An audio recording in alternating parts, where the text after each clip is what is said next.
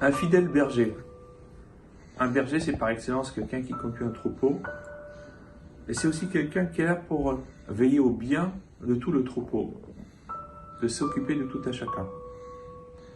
C'est ainsi d'ailleurs que l'on nomme Moshe Rabbeinu, Moïse notre maître, Roé Ne'eman, le fidèle berger.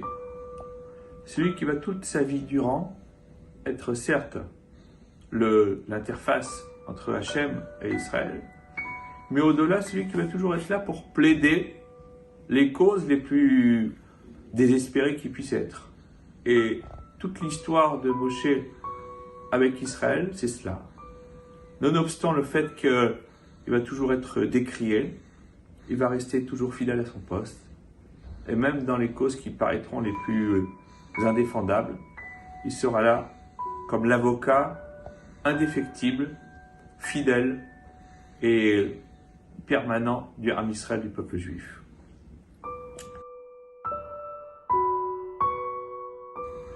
Un épisode célèbre de la Torah va être décrit dans la paracha Shemot que nous allons commencer cette semaine.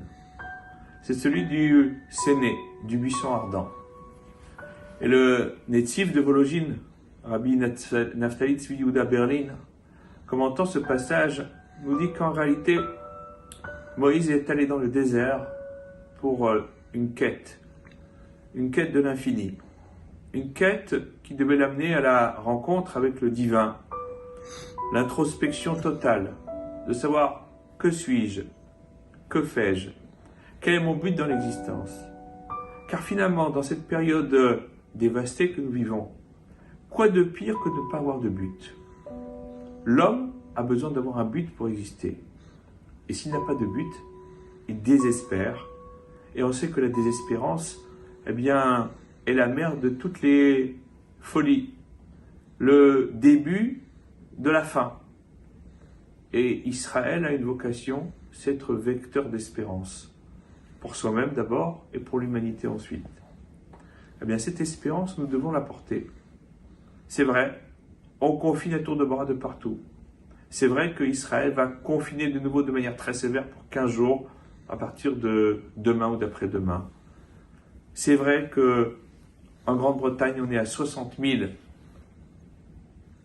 personnes infectées par le Covid tous les jours. C'est vrai que même en France, la morosité est là, elle est ambiante. Et malgré tout, eh bien, nous devons espérer. Et oui, nous devons espérer. Car si nous n'espérons pas, ben, qu'adviendra-t-il du reste de la société? Ça sera la fin. Et ça, nous ne pourrons pas le supporter. Nous avons cette responsabilité. Car être juif, c'est être responsable. La responsabilité de trouver la force en nous, la force que nous donne la Torah, de pouvoir espérer en des lendemains qui chantent. Non pas des lendemains factices, mais des lendemains qui nous permettent de voir que finalement, cette épreuve qui nous est envoyée doit nous permettre de ressortir plus fort. Non seulement physiquement, mais mentalement aussi, et j'ose le dire, spirituellement surtout. De comprendre que finalement, eh bien, l'être humain n'est rien dans l'immensité de la création. Que, alors qu'il se croyait maître de tout, il se réalise, à son corps défendant et à ses dépens, qu'il ne domine absolument rien. Un tout petit virus nous a fait prendre conscience de la réalité de notre existence.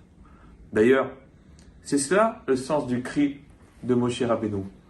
Lorsque Hachem lui dit « Mais tu vas aller défendre le peuple juif, le délivrer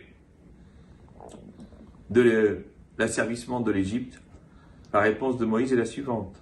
« Venachnouma » et moi, que suis-je? Je suis rien.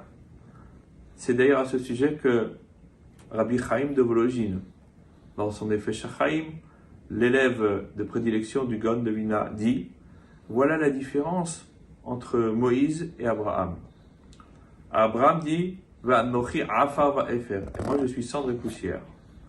Et Moshe dit « Venachnouma » Lorsque l'ange s'adresse à Abraham et qui lui intime l'ordre de ne pas égorger son fils Yitzhak, il lui dit « Abraham » arrête Abraham.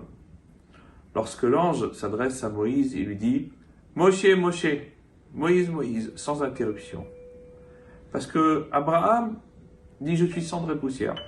Je suis quand même quelque chose. Ça nous fait sourire parce qu'en réalité, nous sommes très loin de Moïse et aussi très très loin de Abraham Avinu. Mais peu importe.